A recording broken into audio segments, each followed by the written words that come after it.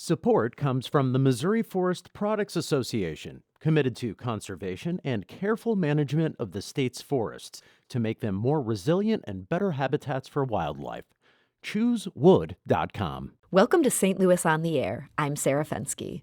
What do you know about the lives of your grandparents, or your parents for that matter? The Grannie Annie Family Story Celebration wants to encourage you to find out more. For 14 years now, the organization has encouraged young people to discover, write, and share stories about their family history. And every Thanksgiving week for a few years now, it's joined us to share one. And here today to talk about it is Grannie Annie board member Martha Stegmaier. Martha, welcome to the show. Thanks, Sarah. It's great to be here. So Grannie Annie has now released 14 different volumes of these family stories. Where do these students come from who are submitting the stories that you end up publishing?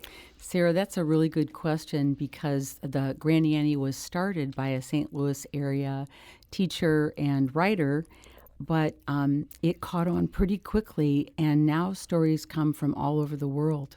Wow. The majority are in Missouri and in St. Louis, but we also get them from Birmingham, Alabama, from Memphis. We have a big contingent up in Minnesota. And also Long Island. We get a lot from Long Island. Interesting. Yeah. Now, what do you look for? I know you get a lot more submissions than you can possibly publish. So what ends up having one story make the cut? The most concise way to answer that is if you were reading one of the stories, that your imagination would be captivated, that you would be able to picture what they're writing, the characters in the story, that it would have a good beginning, middle, and end, vivid vocabulary. And some of the best stories are ones that you don't forget. I've been doing this project for about 14 years. And I still remember stories from Volume 1. And this is actually the perfect transition to what we want to do today because this story is so memorable.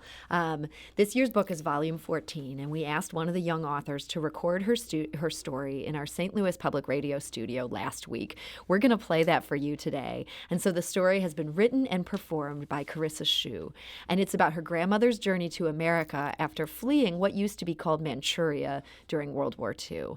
Let's listen. Slosh, slosh, slosh. The water slapped against the ship. The smell of fish wafted through the air of the ship during the war. My grandmother Yoshiko was about 7 years old and was fleeing with her family from Manchukuo to their home of Japan in 1945. My grandmother had been born in Manchukuo after her father had gone there to work as a civil engineer for the Japanese army. She had been very happy there and had everything she needed. When the Soviets came, everything changed for her. One day, a plane suddenly flew over her head. Yoshiko quickly laid flat on the ground. She asked her friends, "What is that black smoke?" Her friend responded, "We are getting bombed." Terrified, Yoshiko ran for cover into a bomb shelter. Unfortunately, this episode became a common occurrence in her childhood. One night, when Yoshiko was getting ready for bed, Russian soldiers abruptly came inside her house. "Will they hurt me? Will they take me away?" she thought to herself. The soldiers stole her radio and her family's watches. Thankfully, they did not lay a hand on anyone. Yoshiko's father was worried, but he did not show it for the sake of his children. Later, Yoshiko's family had to escape from Manchukuo to Japan. Everything they had, even their clothes, were stolen on that ship. The ship and the fish they ate carried bacteria. Many people developed infectious dysentery. My grandmother's little brother was only 1 year old and did not have a strong immune system. Yoshiko was carrying him on her back when he died. There were so many deaths on the ship that the crew had to throw the dead bodies into the ocean as they had run out of coffins. When Yoshiko's family finally got off the ship, life in Japan was very difficult. "Why are you so stinky? Why do your bangs hang over your face?" taunted Yoshiko's classmates. The stench was her clothes, as she only had one pair. Her parents were too busy and too poor to get her haircuts. Even though her father had been an engineer in Manchukuo, in Japan there were no jobs. He bought pots and pans and sold them to farmers to get food. Yoshiko was determined to have a better life. Her dream was to make it to America. She worked extremely hard. She studied and read all night. It paid off, and people started to notice the girl with the bangs. She won a scholarship to a great college in America. Once again, she found herself crossing an ocean, but this time it was not to escape war, but to build a future full of hope. As my grandmother shared her story, tears welled up in her eyes. Are they tears of sadness or grief, I wondered? No, I was an heir of this future hope. My grandmother beamed. With hard work, you can also achieve your dreams. That's The Inheritance of Hope, written and read by Karissa Shu, and she's here with us today. Karissa, welcome to the show. Thank you for having me. And you're here with your father, Leo Shu. Leo, welcome. Thank you for having me. Karissa, what made you choose this story for your Grannie Annie project? I was in the car and I was telling my mom about the project that I had to do. And I told her it was about people in my family. And I was actually originally going to do it about my father. But he encouraged me to interview my grandmother and see what kind of stories that she had. And so I, interviewed her. And she told me about this story. And it really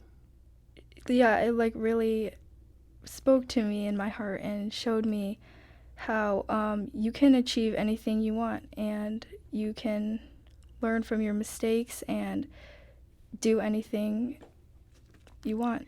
Had you known the story of this journey prior to interviewing her for this project? I mean, some of these details, the story about her little brother dying, I mean, these are just harrowing things. Had she ever spoken about them to you?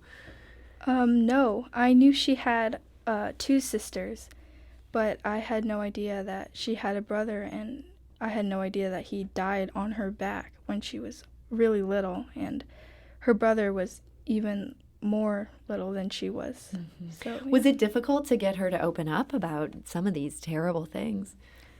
I think she was excited to tell me about her story. My dad said that he also talked to her, and she was really more emotional when she was talking to him. But for me, she was excited to tell me about her story and how it shaped her.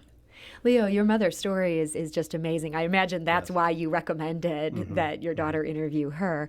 Had she spoken about these events when you were a child?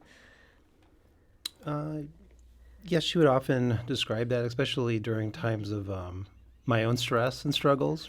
To give this to you as an example. Exactly. Yeah. So was she able to read then Karissa's story after it was written? Yeah, she actually lives here in St. Louis also. She was able to read it published, yeah. And what did she think after she saw this final version that Karissa wrote?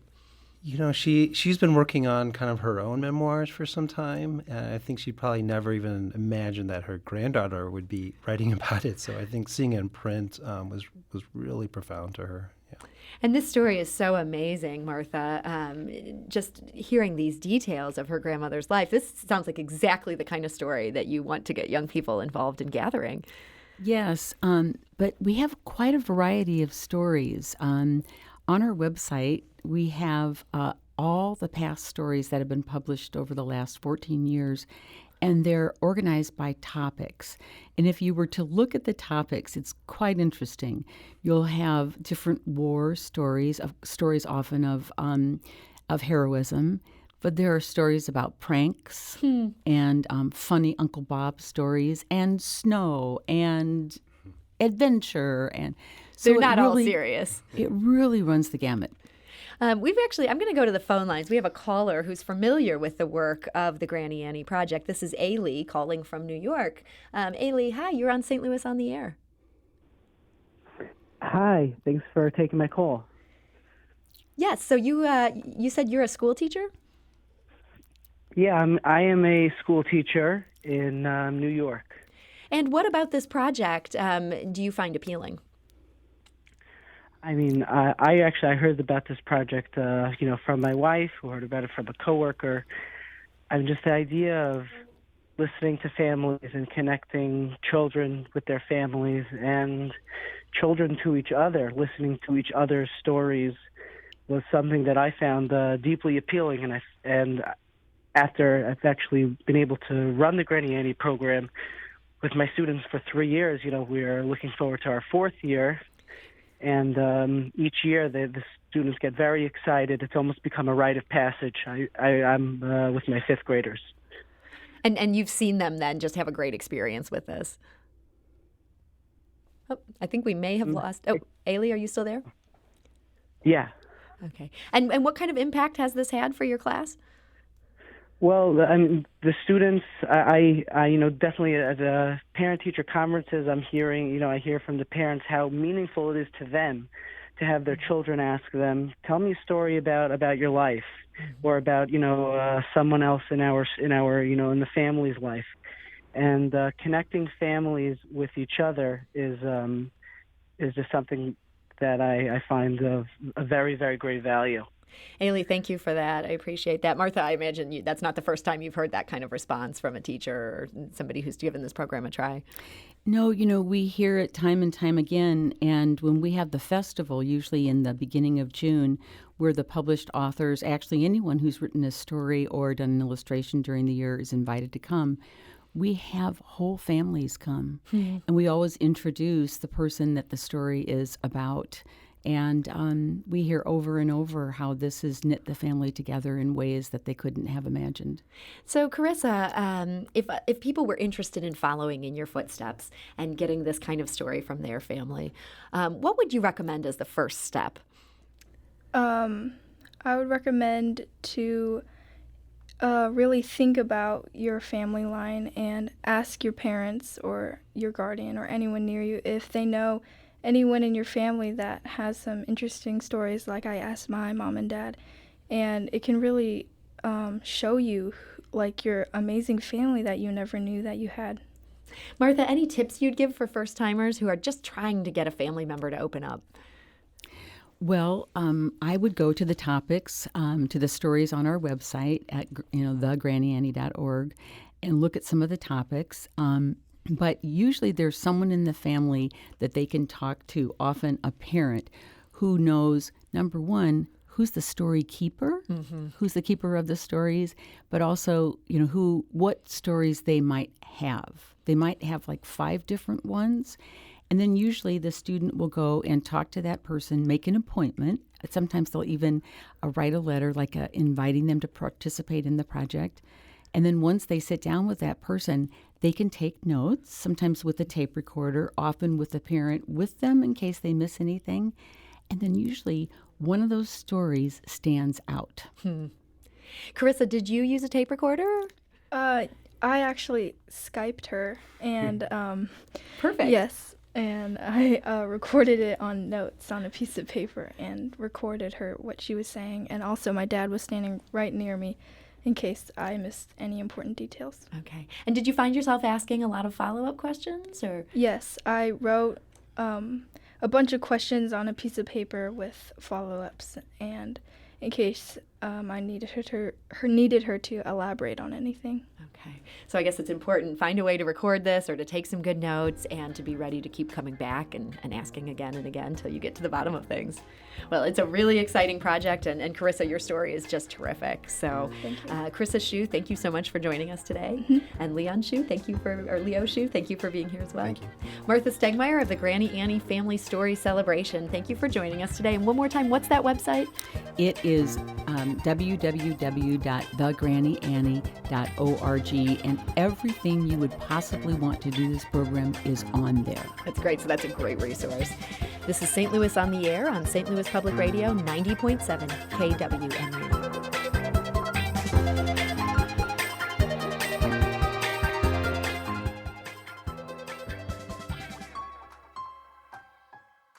Support comes from the Missouri Forest Products Association, providing more than 41,000 jobs in the production of wood pallets, railroad ties, white oak barrels, hardwood floors, and more. Details at choosewood.com.